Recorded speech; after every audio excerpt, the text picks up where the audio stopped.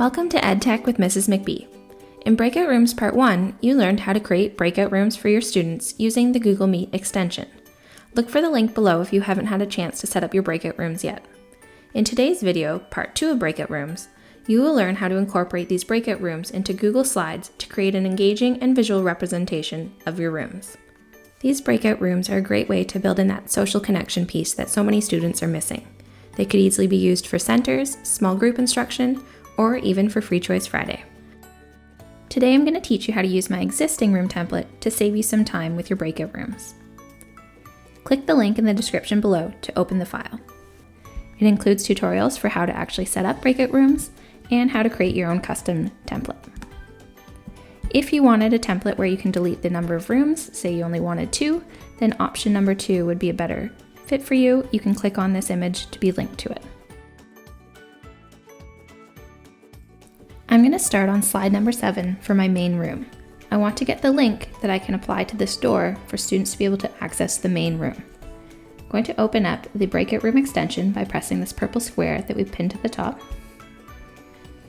And I'm going to go to Rooms.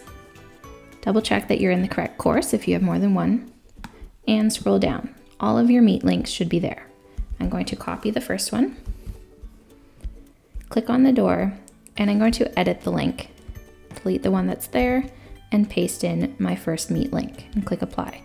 Now when the students click on this door, they're going to be linked directly to the main meeting room. You're going to repeat this step for the remaining rooms.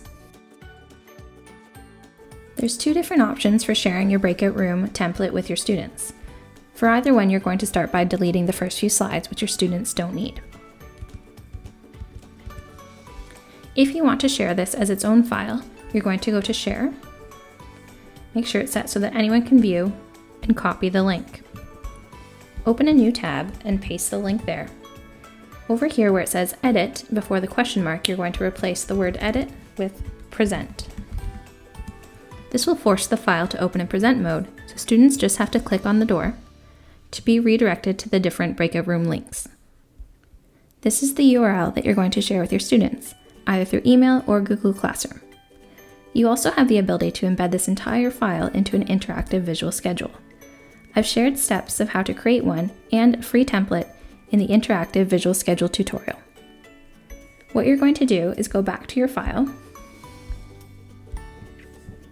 and copy all of the slides. To do that, you're going to click on the thumbnail, hold down Ctrl-A, we'll highlight all of them, Ctrl-C to copy, and go over to your visual schedule.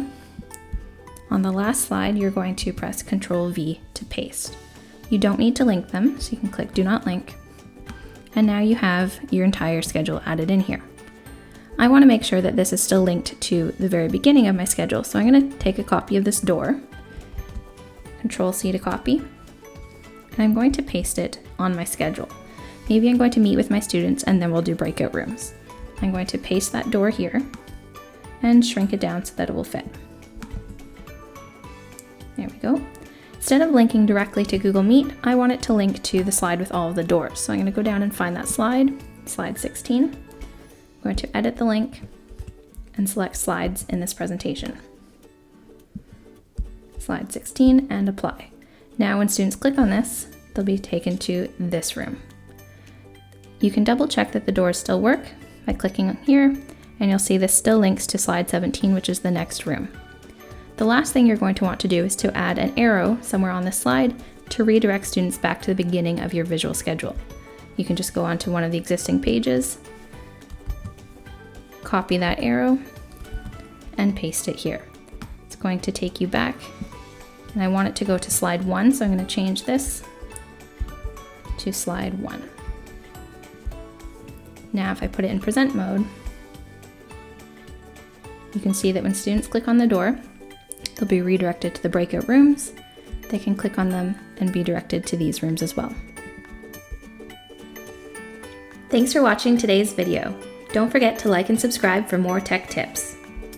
Interested in more education ideas? You can find me on Twitter at mrsmcbee_edu or on Instagram at techwithmrsmcbee. Happy creating!